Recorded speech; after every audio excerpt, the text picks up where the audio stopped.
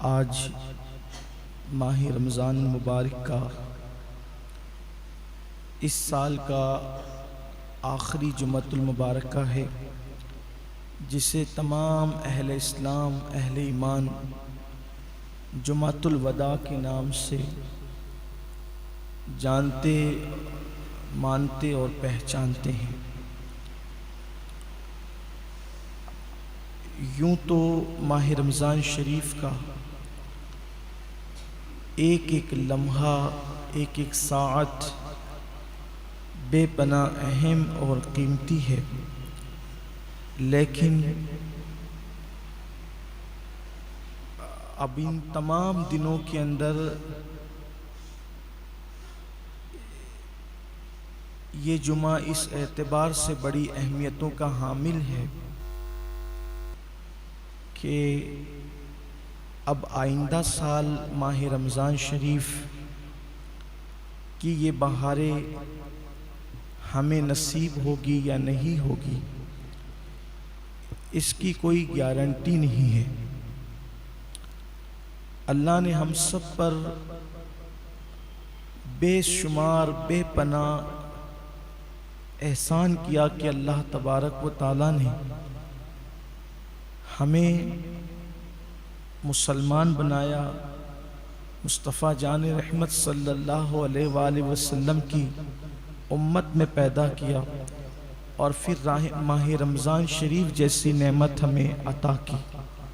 इसलिए कि हमसे पहले जितने अंबियाए किराम आए, उनमें से किसी नबी को न सूरह फातिहा दी गई, न उनकी उम्मत को, और ना ही माह रमज़ान शरीफ दिया गया। माह रमज़ान शरीफ सिर्फ और सिर्फ उम्मत मोहम्मदिया को अता किया गया। इस उम्मत से पहले किसी को माह रमज़ान शरीफ नसीब न हुआ। उसकी वजह ये थी कि महीनों का सरदार अंबिया की उम्मत ही को अता किया जाएगा। सैयदुल अंबिया को सैयदुल शुहूर, तमाम महीनों का सरदार सैयदुल अंबिया को दिया जाएगा। सारी उम्मत की सरदारों को, यानी जितने अंबिया थे सब अंबिया के सरदारों में मुस्तफ़ा जान रहमत है, और जितनी उम्मतें थी उन तमाम उम्मतों की सरदार उम्मत मुहम्मदिया है। और ये वो अय्याम है, ये वो दिन है, ये वो साअतें हैं कि जिसकी मिसाल, जिसकी फजीलत वाली साअतें अब 11 महीने में किसी को कभी नसीब नहीं हो सकती। हाँ, ये वही साअतें हैं जिन साअतों में अल्लाह की रहमतें मोमिनों को पुकार पुकार कर तीन मर्तबा कहती है कोई मगफिरत मांगने वाला ताकि उसको मगफिरत अता की जाए, है कोई हाजत मांगने वाला ताकि उसकी हाजत पूरी की जाए, है कोई दुआ करने वाला रहमत का तलबगार ताकि उसको रहमतें अता की जाए। लेकिन मेरे आका सल्लल्लाहु अलैहि वसल्लम के प्यारे दीवानों, अब हम इस मकाम पर आए हैं जैसे कोई मेहमान आता है और आने के बाद वो मेहमान फिर चला जाता है, लेकिन अच्छे मेज़बान को ये एहसास बार बार दिल को कचोके देता रहता है कि मेहमान तो इज़्ज़त वाला मेरे घर आया, क्या मैं मेहमान की अच्छी तरह मेज़बानी भी कर सका? क्या मैं मेहमान को खुश भी कर सका? क्या मैं मेहमान का इकराम भी कर सका?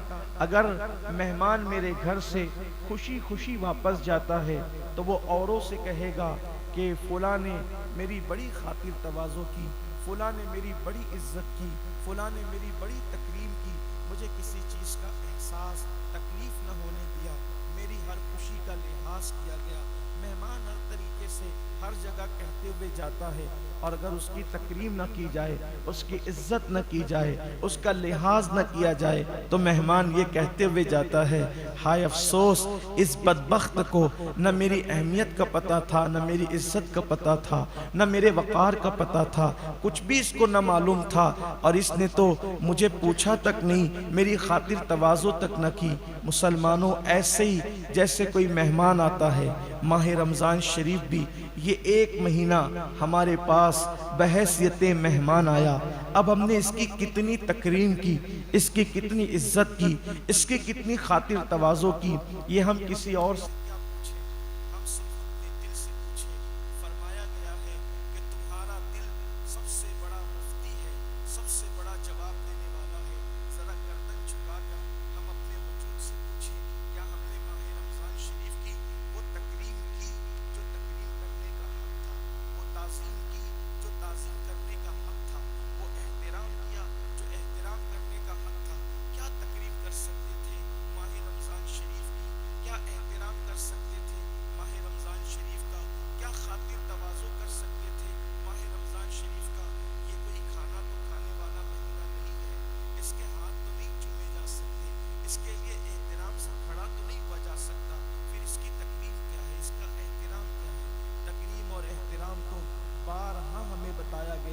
इस महीने की तकरीम ये है कि गुनाहों को छोड़ दिया जाए। क्या हमने गुनाह छोड़े भी हैं? क्या हमने गुनाह छोड़ दिया था? माह रमज़ान शरीफ में कितने वो कम नसीब लोग थे जो माह रमज़ान शरीफ में छुप छुप कर खाते पीते रहे, और कुछ लोग ऐसे भी थे जो लोग कसरत से सोते रहे। हाँ हाँ, हम वही लोग हैं कि रमज़ानुल मुबारक में हम वो इबादत न कर सके जो इबादत करने का हक था। हम वो उस तरीके से अल्लाह को राज़ी न कर सके जैसा कि राज़ी करने का हक था। हमने तो महफिलें सजाई और बातों बातों के अंदर हमने रमज़ान शरीफ को गुजारा। कहीं फजूल बातों में गुजारा, कहीं सोने में गुजारा, कहीं पर लोगों के साथ उठ बैठ करके बकवासों के अंदर गुजारा। अब मुझे बताएं, ये रमज़ान शरीफ जाएगा और ज़रूर जाएगा, चंद दिन में चला जाएगा, लेकिन ये जहाँ से आया था वहाँ जाएगा। हमारा मेहमान जहाँ से आता है वहाँ लौट जाता है। रमज़ानुल मुबारक अल्लाह के हुक्म से अल्लाह की तरफ से आया था और ये अल्लाह की तरफ फिर लौट जाएगा। अल्लाह की तरफ लौटकर ये हमारी मेज़बानी के बारे में क्या तारीफ़ करेगा और क्या शिकायत करेगा। अल्लाह न करे, हज़ार बार न करे, अगर माह रमज़ान शरीफ में, माह रमज़ान शरीफ ने मौला की बारगाह में ये कह दिया, मौला मैं गया तो था लेकिन न मेरी तकरीम की गई, न मेरी ताज़ीम की गई, न मेरा एहतराम किया गया, न मेरी इज्जत की गई, बताएं हमारा क्या बनेगा। बल्कि मेरे आका सल्लल्लाहु अलैहि वसल्लम के फरमान का मफहूम है कि जिसके खिलाफ माह रमज़ान शरीफ गवाही देगा कि इसने मेरी इज्जत और तकरीम नहीं की, मुझ में इबादत नहीं की, मेरा हक न जाना, तो अल्लाह तबारक व तआला उसके हक में किसी की भी सिफारिश को कबूल नहीं फरमाएगा। जिसकी शिकायत रमज़ानुल मुबारक करेगा, अल्लाह तबारक व तआला, अल्लाह अकबर, उस शख्स के हक में किसी की सिफारिश को कबूल नहीं फरमाएगा। और कहाँ जाएगा?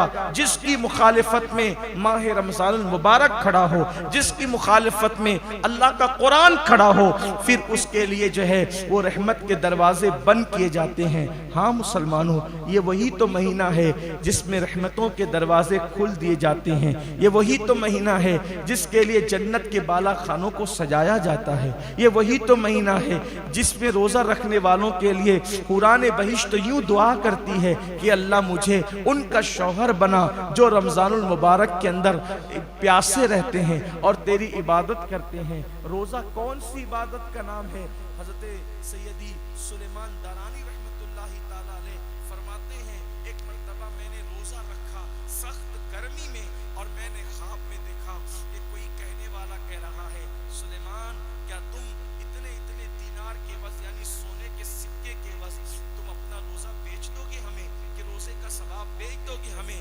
हज़रत सुलेमान दारानी कहते हैं, वल्लाह अगर एक रोज़े के बदले मुझे पूरी दुनिया और उस पूरी दुनिया के सिवा जो कुछ है अगर सब मिल जाए तो भी मैं एक रोज़े का सिला नहीं बेचूंगा, इसलिए कि मैं तो रोज़े का सिला दीदार इलाही, अल्लाह के हुस्न का दीदार चाहता हूँ। तो गैब से निदा आती है, सुलेमान रोज़ा रखता रहे इसलिए कि रोज़ेदारों को अल्लाह का दीदार नसीब होगा, अल्लाह का दीदार कराया जाएगा।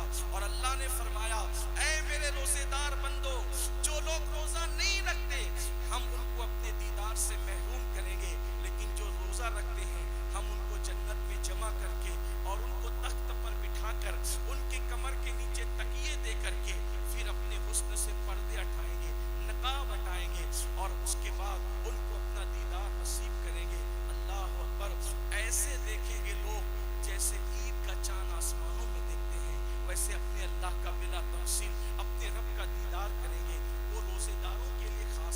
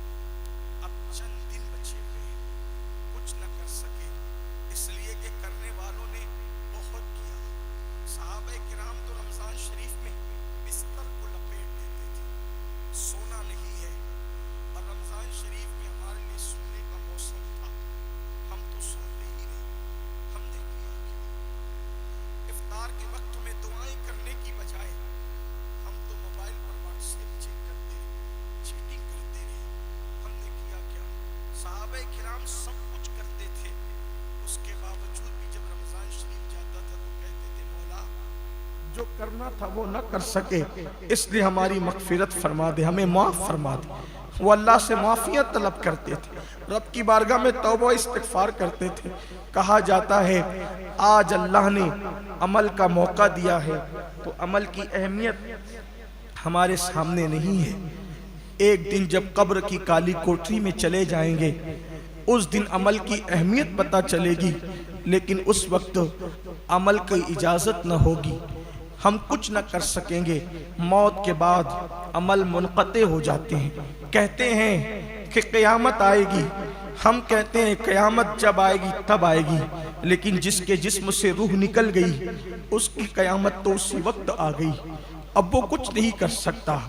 और सुन लो रमज़ान शरीफ में गफलत करने वालों, रमज़ान शरीफ में रोज़े का हक अदा न करने वालों, रमज़ान शरीफ में गुनाह करने वालों, मेरे आका ने फरमाया कि जिसने रमज़ान शरीफ पाया और अपनी मगफिरत न करवाई, यानी रमज़ान शरीफ पाकर ऐसी कोशिश न की, ऐसी काविश न की, अल्लाह के यहाँ गिड़गिड़ाया नहीं, न तौबा की, न इस्तिग़फ़ार किया, रमज़ान शरीफ में भी अपनी मगफिरत न करवा सका। आका अलैहिस्सलाम ने उस वक्त दुआ की थी जब मेरे आका मिंबर पर तशरीफ ले जा रहे थे। कहते हैं कि जब खतीब मिंबर पे जाता है, कोई खतीब जुमा के दिन जब खतीब मिंबर पे जाता है तो जो लोग जो दुआ करते हैं उसकी हर दुआ कबूल होती है। एक दिन मेरे आका जुमा पढ़ाने के लिए जब मिंबर पे तशरीफ ले जाने लगे तो पहले जीने पे कदम रखा और फरमाया आमीन, फिर दूसरे जीने पे कदम रखा और फिर फरमाया आमीन, फिर तीसरे जीने पे कदम रखा और फिर फरमाया आमीन। आका आमीन कह रहे हैं, कोई दुआ करने वाला नजर नहीं आता, सैयदुल आलमीन आमीन कह रहे हैं। किसी ने दुआ की होगी तभी तो आमीन कही जा रही है, हुजूर यूं ही तो आमीन नहीं कहते। जब खुतबा हुआ, नमाज हुई, साहबा ने अर्ज़ की आका हमारे माँ बाप आप पे कुर्बान, हमने सुना कि आपने 3 बार आमीन कही, कोई दुआ करने वाला दिखा नहीं। आका फरमाते मेरे सहाबा जिब्रील अमीन आए थे, सैयदुल मलाइका आए थे और मैं मिंबर पे चढ़ रहा था और वो दुआ कर रहे थे। आका क्या दुआ की उन्होंने? आका ने फरमाया जब दुआ उन्होंने की तो मैंने आमीन कह दिया। यानी सैयदुल अय्याम है, जुमा का दिन है, सैयदुल अय्याम जुमा का दिन, सैयदुल मलाइका की दुआ और सैयदुल आलमीन की आमीन। क्या कोई बदबख्त ये कह सकता है? किसी में जुरत है कि वो वक्त की दुआ कबूल ना हुई होगी? मेरे और आप जैसा गुनहगार मिंबर पर खतीब के चढ़ते वक्त दुआ करे तो उसकी दुआ की कबूलियत की गारंटी दी गई। जब जिब्रील दुआ करे और हुजूर आमीन कहें तो कौन इनकार कर सकता है? कोई बेईमान ही होगा जो इनकार करेगा। अब वो 3 दुआ क्या थी वो सुन लें और फिर देखें कि हमारा अंजाम क्या है। आका फरमाते हैं जिब्रील अमीन ने अर्ज किया, ए अल्लाह जब तेरे नबी का नाम लिया जाए किसी महफिल में, तरतीब हदीस में जो अल्फाज आए मैं उन्वान के हवाले से थोड़ी सी उसको तब्दील कर रहा हूं ताकि तफसीरा कर सकूं बतौर मफहूम। ए अल्लाह जब किसी महफिल में तेरे नबी का नाम लिया जाए और महफिल में मौजूद लोग तेरे हबीब पे दुरूद न पढ़े तो उनको तू अपनी रहमत से हमेशा के लिए दूर कर दे, तू उन्हें अपनी रहमत से महरूम कर दे, दूर कर दे। कौन दुआ कर रहा है? जिब्रील अलैहिस्सलाम। और हुजूर ने कहा आमीन। यानी जब महफिल में हुजूर अलैहिस्सलाम का नाम लिया जाए, किसी महफिल में कोई बात करते करते हुजूर का जिक्र करे, हुजूर कहे तो महफिल के लोग कहे सल्लल्लाहु अलैहि वसल्लम, कोई कहे रसूलुल्लाह ने फरमाया तो महफिल के लोग कहे सल्लल्लाहु अलैहि वसल्लम, कोई कहे आकाए करीम ने फरमाया तो महफिल के लोग कहे सल्लल्लाहु अलैहि वसल्लम। जब जब मेरे आका का नाम पाक आए, नाम नामी इसमें गिरामी, दोस्त से सुनो, दुश्मन से सुनो, अपनों से सुनो, बेगानों से सुनो, अपनी आदत बनाओ कि जैसे ही नाम पाक आए, नाम नामी इसमें गिरामी आए, मुस्तफा जान रहमत सल्लल्लाहु अलैहि वसल्लम का हमारी जबान पर फौरन दुरूद जारी हो। घर के छोटे छोटे बच्चों की तरबियत करो कि जब भी हुजूर पाक का नाम सुनो तो सल्लल्लाहु अलैहि व आलिहि वसल्लम जरूर कहा करो। अगर नहीं कहा, आका का जिक्र सुन करके दुरूद नहीं पढ़ा, जिब्रील दुआ करते अल्लाह उसे अपनी रहमत से हमेशा के लिए दूर कर दे। फिर मेरे आका ने दूसरे जीने पे कदम रखा तो जिब्रील ने अर्ज़ की, मौला जो अपने माँ बाप में से दोनों को या किसी एक को बुढ़ापे की हालत में पाए, जो अपने माँ बाप में से दोनों को या किसी एक को बुढ़ापे की हालत में पाए और बुढ़ापे की हालत में पाकर भी वो दोनों की या किसी एक की खिदमत करके, अगर दोनों को पाए तो दोनों की, और अगर एक को पाए तो एक की, यानी अपने माँ बाप को बुढ़ापे में पाकर उनकी खिदमत करके अपने आप को जन्नती ना बना ले, उसको भी तू अपनी रहमत से दूर कर दे। यानी माँ बाप क्यों है? खिदमत करके अपने आप को जन्नती बनाने के लिए। जिनको माँ बाप मिले बुढ़ापे में, बुढ़ापे का जिक्र खास किया जा रहा है, जिनको माँ बाप बुढ़ापे में मिले और खिदमत करके वो अपने आप को जन्नती न बना ले, उसको भी तू अपनी रहमत से दूर कर दे। हुजूर अलैहिस्सलाम ने आमीन कहा। माँ बाप बुढ़ापे में मिले, दुख न करो, सदमा न करो, अफसोस न करो, क्या इस बुढ़ी बुढ़ा को पालते रहेंगे। अल्लाह ने तुम्हें जन्नत में जाने का जरिया दे दिया। जिनको बूढ़े माँ बाप मिले हैं उनको अल्लाह ताला ने दुनिया की सबसे बड़ी नेमत दे दी है। अब जन्नती बनना है, इनके कदमों में जन्नत है, इनकी खिदमत में जन्नत है, इनकी ताजीम करने में जन्नत है। ये नहीं कि आप तो सेठ साहब कहलाकर बड़ी बड़ी पौतियों में चंदे दे रहे हैं, बड़ी बड़ी मस्जिदों में मीनार और गुंबद तामीर कर रहे हैं, और माँ बाप जो है वो दवा को तरस रहे हैं, माँ बाप खिदमत को तरस रहे हैं, माँ बाप पैर दबाने को तरस रहे हैं, माँ बाप तो बात करने को तरस रहे हैं। ऐसी भी नाहंजार औलाद इस दुनिया में मौजूद हैं जिनके माँ बाप तरस जाते हैं कि मेरी औलाद आए तो बैठकर मुझसे बातचीत करे, गुफ्तगू करे। माँ बाप ढूंढते हैं औलाद को, माँ बाप तलाश करते हैं औलाद को, माँ बाप इंतजार करते हैं औलाद का। नहीं नहीं, मेरे आका ने फरमाया जिसने दोनों में से किसी एक को पाया या दोनों को पाया, खिदमत करके अपने आप को जन्नती न करवा ले। इसका मतलब माँ बाप की खिदमत से जन्नत मिलती। तभी तो आका ने फरमाया कि खिदमत करके करो खिदमत, उनकी मरने की दुआएं न करो, उनकी मरने की तमन्नाएं न करो। जिसको माँ बाप जितनी खस्ता हालत में मिले वो उतना किस्मत वाला है। जिसको माँ बाप जितनी खस्ता हालत में, यानी जितनी खस्ता हालत होगी उतनी खिदमत का मौका मिलेगा। अल्लाह ना करे जितनी बीमारी की हालत में मिलेंगे उतनी खिदमत का मौका मिलेगा। एक सहाबी आए और कहने लगे, या रसूल अल्लाह सल्लल्लाहु अलैहि वसल्लम, मेरी माँ इतनी मजबूर हो चुकी है कि अब वो बिस्तर में पाखाना कर देती है, बिस्तर में पाखाना करती है, लेकिन मैं उसका पाखाना अपनी हाथ से धुलाता हूँ, अपनी माँ का पाखाना मैं अपने हाथ से धुलाता हूँ।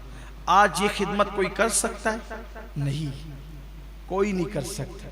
माँ बाप अगर बीमार पड़ जाएं, औलाद कहती है, हम लोगों के पास आके कहते लोग, मौलाना दुआ करो अल्लाह जल्दी उठा ले, तकलीफ देखी नहीं जाती। बेशर्मो, क्या हम भी बीमार पड़ते थे तो माँ बाप उलमा के पास जाके ये कहते थे कि अल्लाह इसको उठा ले? अरे वो तो ये कहते थे, मौलाना कुछ भी करो, मेरे बेटे को अल्लाह शिफा दे दे, उसको अल्लाह जिंदगी बख्श दे। माएँ तड़पती थी, रोती थी। क्या दौर आ गया, क्या जमाना आ गया, किसी का कोई हक पहचानने वाला नहीं रहा। कोई किसी का हक जानने, ना उलमा का हक है, ना कुरान का हक है, ना माह रमजान का हक है, ना माँ बाप का हक है, ना अइम्मा का हक है, ना अल्लाह उसके रसूल के हुकूक अदा किए जा रहे हैं। कुछ नहीं है, सिर्फ दुनिया दुनिया दुनिया ही में लोग डूब गए। ऐसा लगता है जैसे दुनिया से कभी जाना ही नहीं है। अरे अपनी दुनिया की गुफा को संवारने वालों, क्या फिरौन से ज्यादा तुम्हारे पास दौलत है? क्या नमरूद से ज्यादा तुम्हारे पास दौलत है? क्या शद्दाद से ज्यादा तुम्हारे पास दौलत है? क्या बुख्त नस्र से ज्यादा तुम्हारे पास दौलत है? इनसे ज्यादा दौलत तो नहीं है। वो इतनी बड़ी बड़ी हुकूमतों के बादशाह थे, लेकिन वो दुनिया में डूबे तो कैसी इबरतनाक उनको मौत आई। हम क्या दुनिया के गुलाम और दुनिया के बेदाम बंदे बन गए? दुनिया के सिवा कुछ सुझाई नहीं देता, दुनिया के सिवा कुछ सुझाई नहीं देता। हमने दुनिया को माज़अल्लाह माबूद बना लिया, दुनिया को खुदा बना लिया, ख्वाहिशात को खुदा बना लिया, कुछ सुझाई नहीं दे रहा है। सिर्फ खाना पीना सोना और अपनी ख्वाहिशात की तकमील क्या हो गया?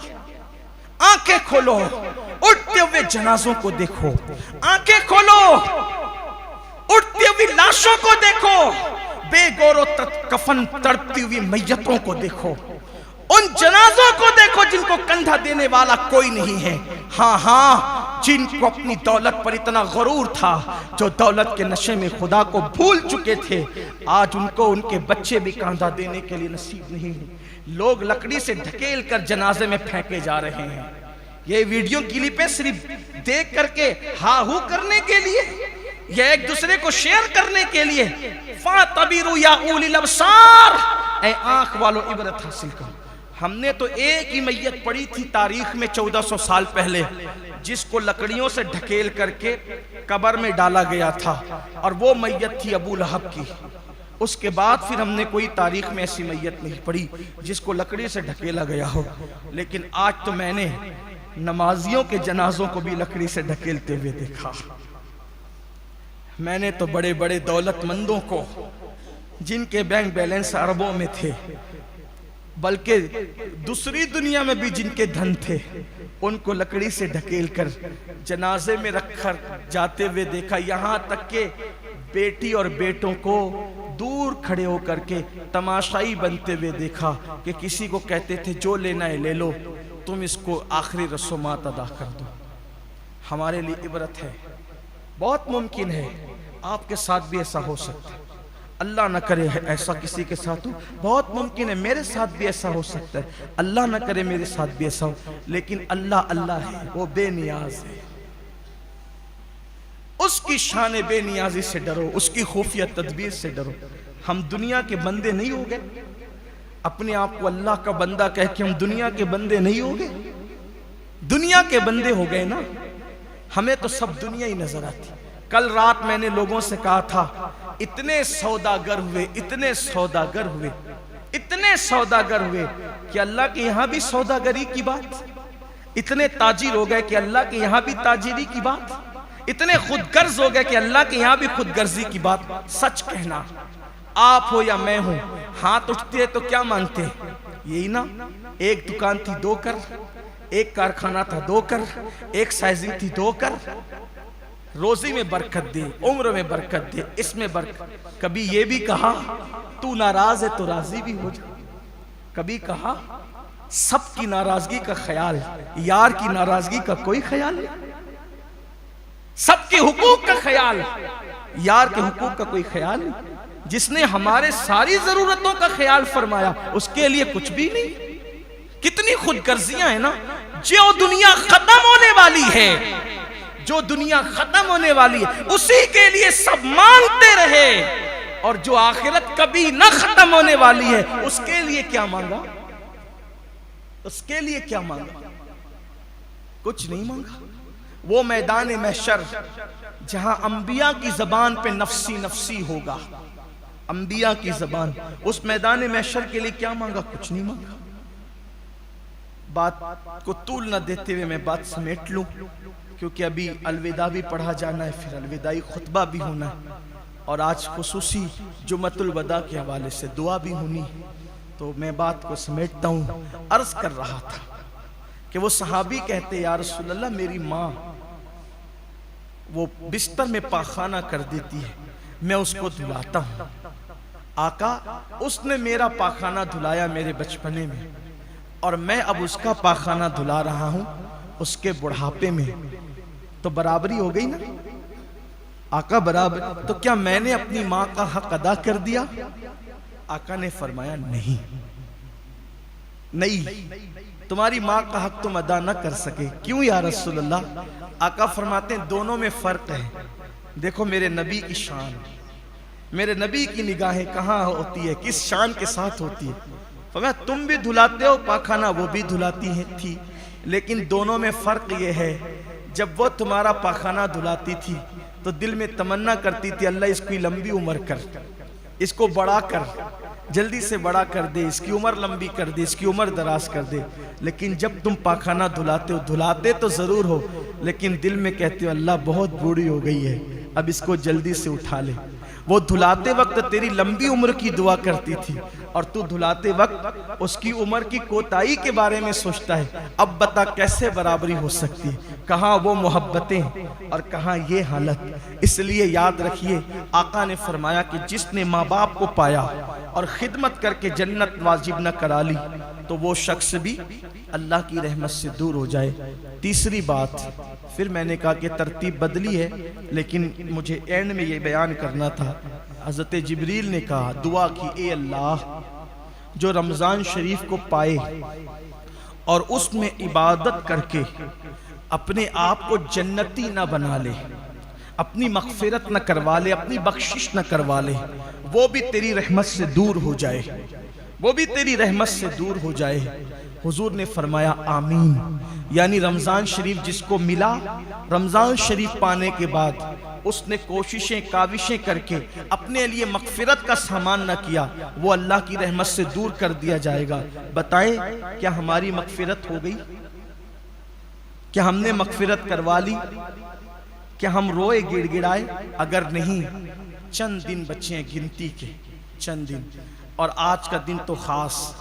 अल्लाह करे जब इमाम मिंबर पर जाए तब दुआ करो, जुमा की नमाज के बाद दुआ करो, इफ्तार के वक्त दुआ करो, सहरी के वक्त दुआ करो, और खूब गिड़गिड़ा के अल्लाह से कहो, मौला हम तो नादान ही हैं, हम तो सियाहकार ही हैं, हम तो मुजरिम और गुनहगार ही हैं, हमें माफ़ कर दे। याद रखिए, अगर वो बख्श दे तो उसका करम है, वरना नमाजें भी नहीं बख्शवा सकती हमें। हमारी नमाजें भी हमारी निजात नहीं दिला सकती, हमारे रोज़े भी हमें नहीं बख्शवा सकते, हमारी ज़कातें भी हमें नहीं बख्शवा सकती।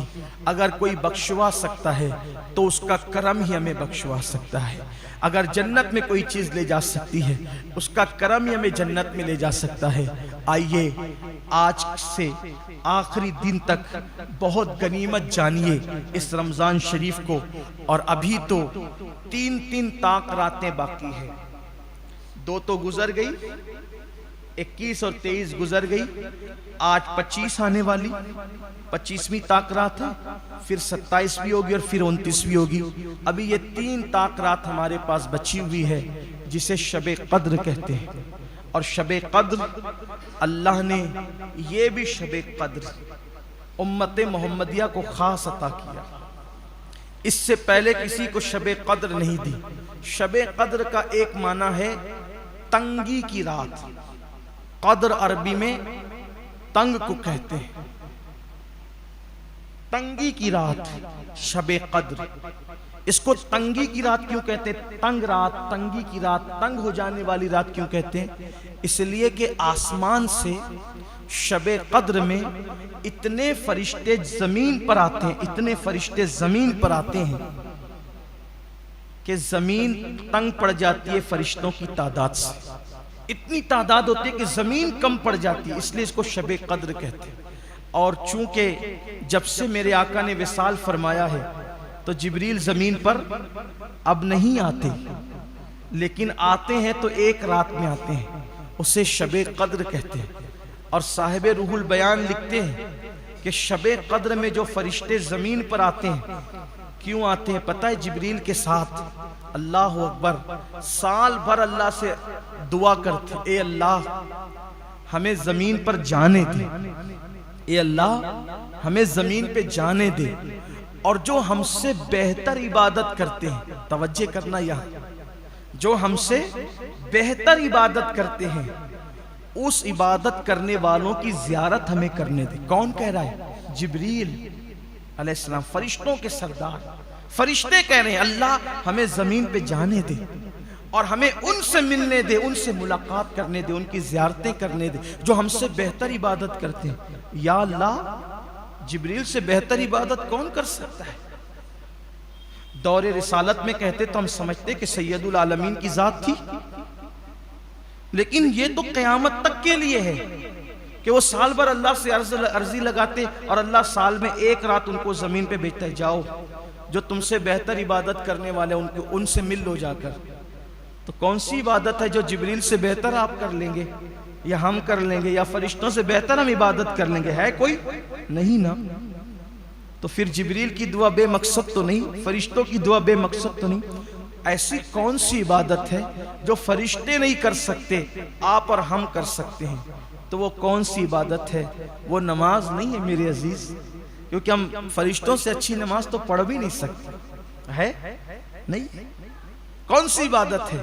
तो साहिब रूहुल बयान ने लिखा है वो इबादत है जो फरिश्ते कर ही नहीं सकते, जो फरिश्ते कर ही नहीं सकते। कौन सी इबादत है? वो इबादत है कि तुझे शिद्दत की प्यास लगी हो, तुझे शिद्दत की प्यास लगी हो और तेरे सामने कोई प्यासा आ जाए तो तू अपने हाथ का शरबत उसके हाथ में दे दे कि ये अल्लाह का बंदा है। ये वो इबादत है। तुझे शिद्दत की भूख लगी हो, तेरा पेट कहता हो मुझे भूख लगी है, खाना खिला, और तेरे हाथ में ग़िज़ा मौजूद है, खाना मौजूद है, तो तू खुद ना खाए, भूखा रहकर उस गरीब को खिला दे, उस भूखे को खिला दे। ये वो इबादत है जो फरिश्तों के बस में नहीं। क्यों? क्योंकि फरिश्ते तो खाते नहीं है, उन्हें भूख कैसे लगती? जब उन्हें भूख नहीं लगती तो वो किसी भूखे को कैसे खिलाएंगे अपना खाना? वो खाते ही नहीं है तो वो दूसरे को कैसे खिलाएंगे? तो तुमने अपना लुकमा उसको दे दिया, तुमने अपना शरबत उसको दे दिया। तुमको पैसों की जरूरत थी और तुम जा रहे थे बाजार में कोई चीज खरीदने के लिए, अपने से बड़ा कोई जरूरतमंद मिल गया। जैसे मैं जूते खरीदने जा रहा हूं बाजार में, मेरे पास पुराने जूते तो हैं, ईद के लिए जूते लेने जा रहा था, मुझसे ज्यादा जरूरतमंद कोई ऐसा मिला, अरे मेरे पास सहरी को पैसे नहीं है। दिल में ख्याल आया यार पुराने जूतों पर भी ईद हो सकती है, उठाकर मुझसे ज्यादा जरूरत इसको है, अरे ले जा, तेरे बच्चों को भूखा रखने की बजाय सहरी करवा लेना, अपनी रकम उसको उठा के दे दी। ये काम फरिश्ते नहीं कर सकते, ये काम आपका है।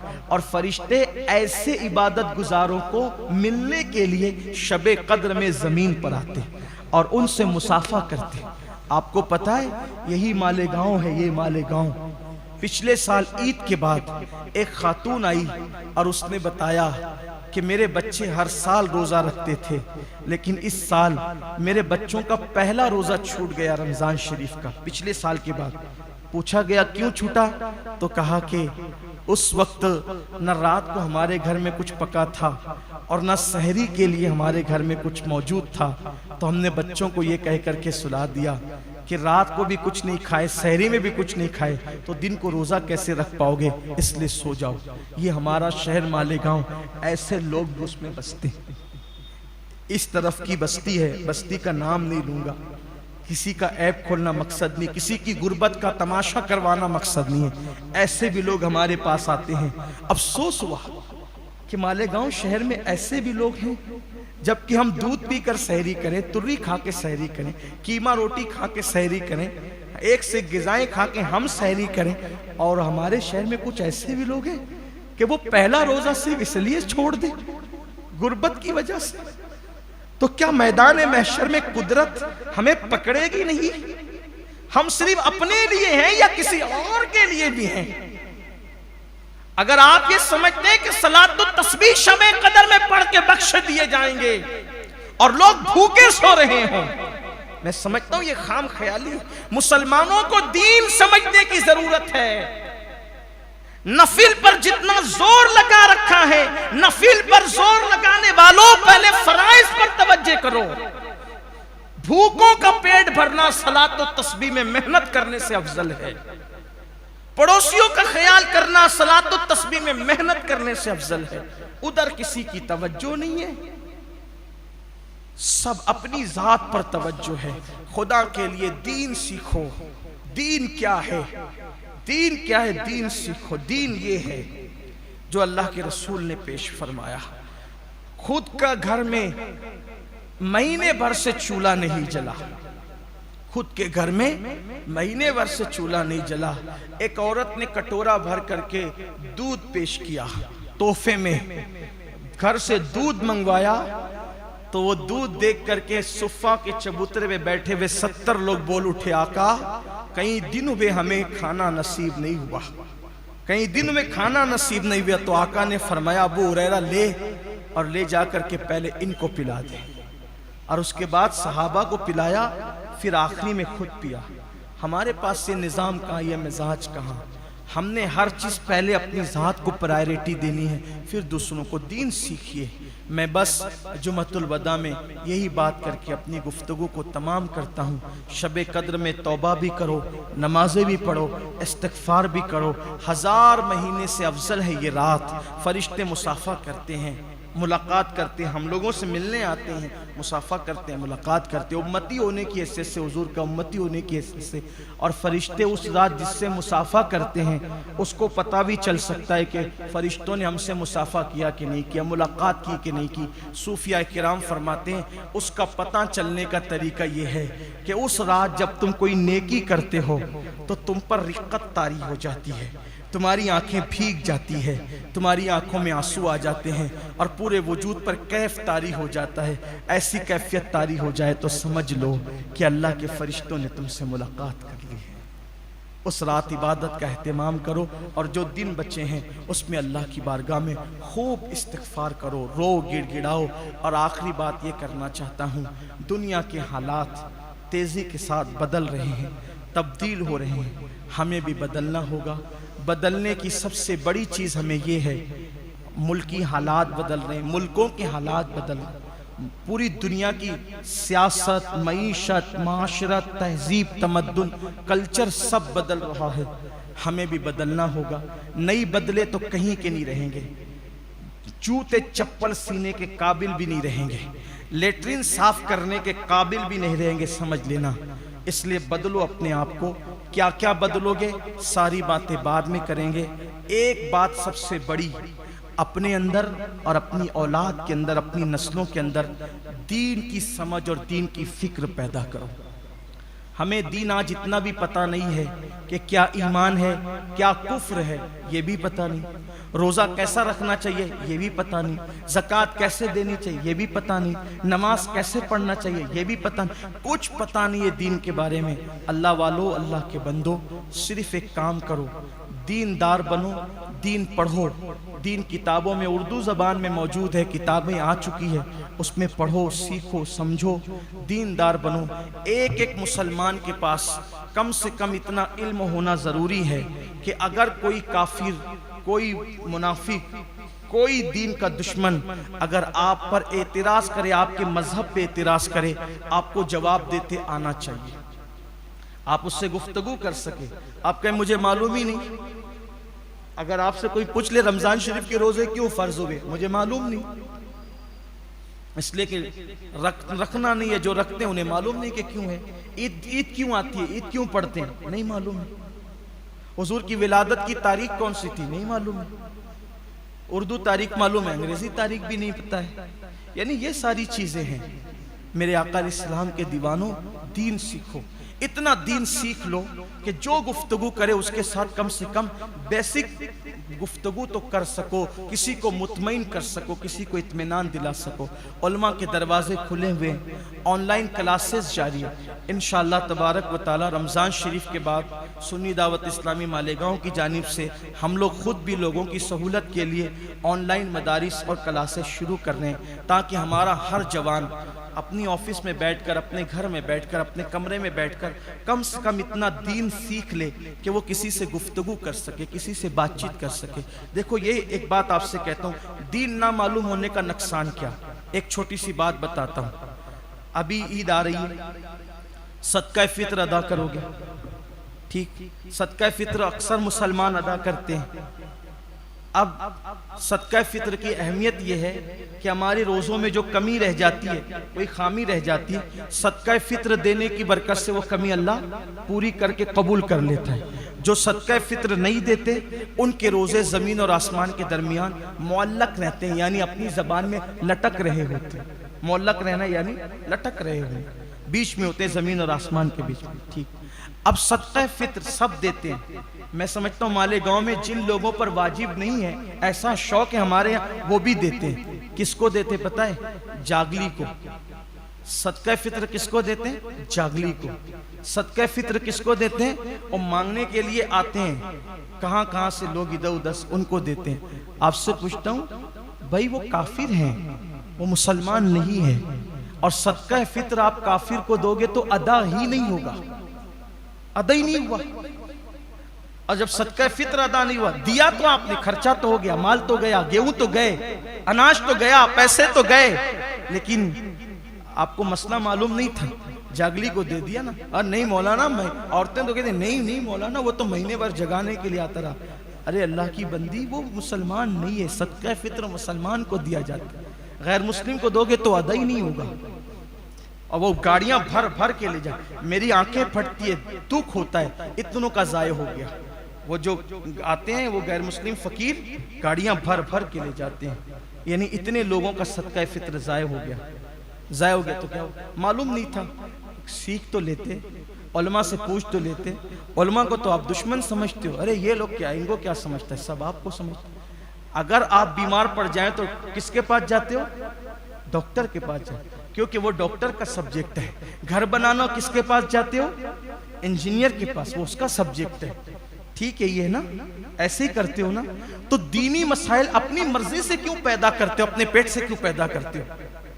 जब अपना इलाज खुद नहीं करते, अपना घर खुद अपने हाथ से नहीं बनाते, तो अपने दीन के मामला क्यों खुद हल करते हो? मैं ये नहीं कह रहा हूं हमारे पास आओ, आप जिस आलिम को पसंद करते हो वहां जाओ, हमें कोई जरूरत ही नहीं है। मैं आपसे फिर कहता हूं, कोई ये ना समझे कि हम ये मसाइल लाते हैं तो अपने कुछ मफा, वल्लाह अल्लाह के घर में कहता हूं, लानत हो उस पर जो अपने मफाद के लिए बात करे। हम तो अल्लाह के लिए बात करना चाहते हैं, लेकिन कुछ लोगों के दिलों में मुनाफिकत का मर्ज है, तो वो ये सुनकर सोचते रहते हैं कि ये तो अब ये बात आई तो ये अपने, हमारी कोई मफाद नहीं, हमें अल्लाह रसूल के दर से इतना मिल चुका, अल्लाह ने इतना दिया है, अल्लाह ने बेनियाज कर दिया। रब के घर में कहते हैं कोई मालेगाम वाला नहीं कह सकता कि हम कभी अपनी जात के लिए उसके पास गए हैं, वल्लाह कभी नहीं। हम तो अल्लाह का शुक्र रहता है, दिल से नेमत के लिए कहता हूँ। जिसका कारोबार मुझे मशकूक नजर आता है, मैं तो उसके घर भी जाता हूँ तो पान मुंह में रख कर जाता हूँ ताकि उसकी चाय ना पीनी पड़े। अल्लाह रसूल का करम है, हम तो इतने मोहतात हैं, और अपनी होशियारी से नहीं, अल्लाह के करम से है। अपनी कोई तकवा परहेजगारी बताना मकसूद नहीं है, लेकिन ये जो बातें कही जाती है हक सिर्फ ले वजहिल्लाह कही जाती है। मत दो काफिरों को, आपका सदका फित्र ही अदा नहीं होगा। बताओ लोगों को, दीन पता नहीं है। अगर देना है तो मदारिस में दो, देना है तो गरीबों को दो, नहीं मदरसे में देना है तो गरीबों को दो, गरीबों तक पहुंचाओ।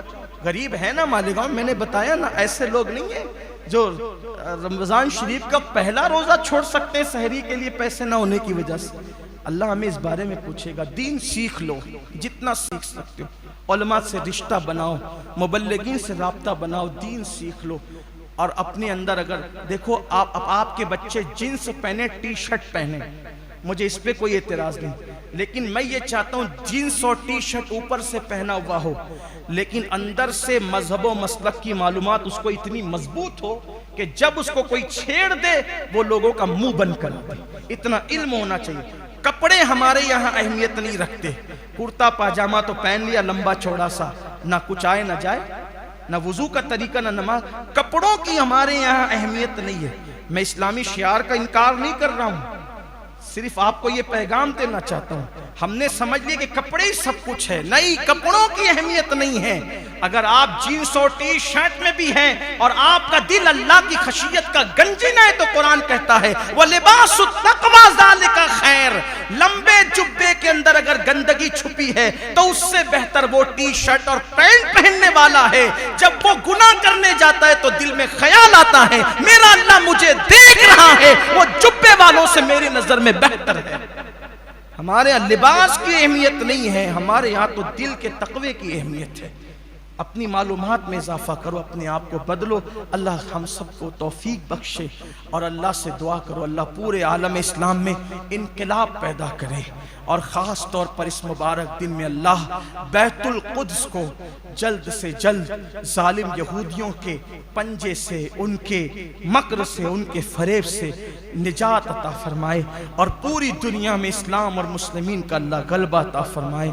और अल्लाह हम सबको, पूरी उम्मत को वहदत के साथ सहाबा और अहले बैत के अक़ायद पर इत्तेहाद इत्तिफाक के साथ ज़िंदगी गुजारने की तौफीक अता फरमाए। ऐ माह सियाम अलविदा, ऐ माह रमज़ान अलविदा।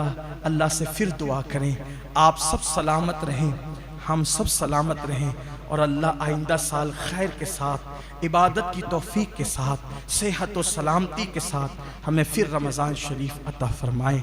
जाते जाते खड़े होने वालों को भी ये पैगाम देना चाहता हूँ, मेरे अजीज़ों बहुत हो गया, आखिरी में जुमा के दिन आना, एक दिन कब्र में तुमको भी जाना है।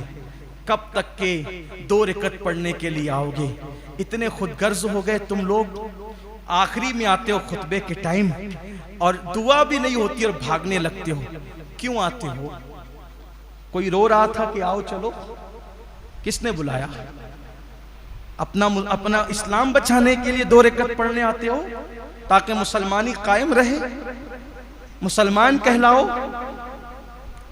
फिल्मों में जाओगे तो नंबर लगा लगा कर टिकट निकालोगे और जुमा के दिन 2 रकत पढ़ने आओगे। खुतबे तक वुजू होता रहेगा, खुतबे तक वुजू होता रहेगा और इधर सलाम फेरे के बग बग बग ऐसे भागते, जैसे स्कूल के बच्चे छुट्टी होने के बाद शरीर बच्चे भागते हैं बस्ता लेकर, ऐसे भागते। क्यों आए थे भाई मस्जिद में?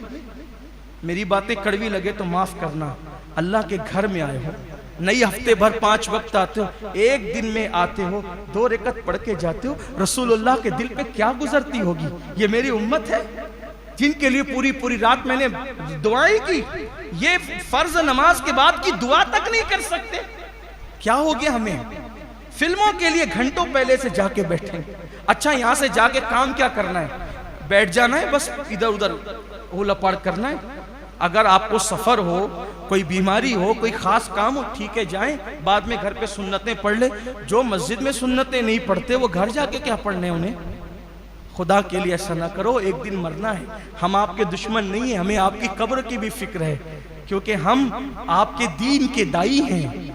हम अल्लाह और रसूल के फरामीन को अल्लाह ताला ने जानने की तौफीक बख्शी तो हम तक की बात पहुंचा रहे। खुदा के लिए कब्र में कोई काम नहीं आएगा, ना कोई दोस्त ना कोई यार काम आएगा। कम से कम पूरी पूरी नमाज पढ़ के जाओ। ठीक है, नफिल पढ़ने की तौफीक नहीं, ना पढ़ो, लेकिन कम से कम जितनी लाजमी है, जो सुन्नतें मौक़िदा है वो तो पढ़ लो। नफिल छोड़ने की इजाज़त है, नफिल ना पढ़ो, लेकिन दूसरी तो पढ़ो। दुआ तो करो, दुआएं तकदीर बदल देती है, दुआओं से ज़िंदगी में इनकलाब आता है। दुआ तो कर लिया करो खुदा के लिए। जो लोग सुन रहे हैं वो ज़रूर इस पर अमल करेंगे। आज के बाद जब तक दुआ ना हो जाए, बल्कि जब तक कि वो सुन्नत ताकीदी अदा ना कर लें, उस वक्त तक मस्जिद से न जाएं। अल्लाह ताला हम सब के हाल पे रहम फरमाए, इनकलाब बपा फरमा दे।